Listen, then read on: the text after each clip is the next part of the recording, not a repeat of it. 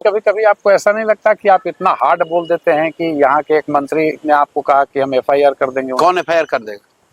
अशोक चौधरी ने कहा कि ना वो किए हैं, जाके मानहानि बेचारे किए हैं, सर्वदलीय नेता नीतीश अशोक चौधरी। देखिए हम लोग यहाँ सुनते हैं, सर्वदलीय कैसे? मैं बता रहा हूँ कैसे। जैसे हम लोग सुनते हैं ये नेता इस दल में थे, छोड़कर दूसरे दल में चले गए, दूसरे दल को छोड़कर तीसरे में चले गए। अशोक चौधरी इन सब से ऊपर है। उन्होंने इतना दिमाग लगाया कि एट ए टाइम हम सब दल में रहेंगे।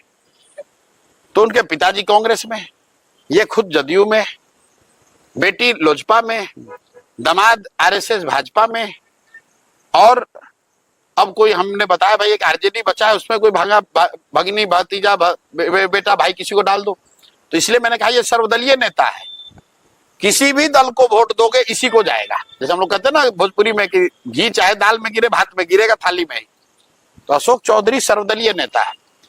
हमने कहा कि हर जगह ये चर्चा है कि इन्होंने अपने बेटी का टिकट खरीदा है,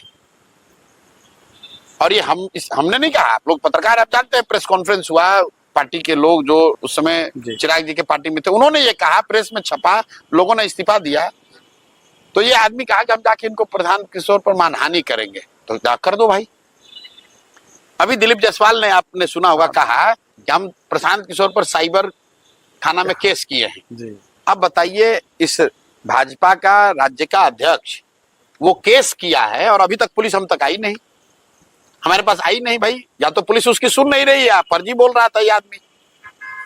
अगर दिलीप जायसवाल ने केस किया है कि मैं साइबर क्राइम कर रहा हूं, तो साइबर क्राइम वाले अफसर क्या उसकी बात सुन नहीं रहे हैं, या दिलीप जायसवाल ने सबको बेवकूफ बनाया?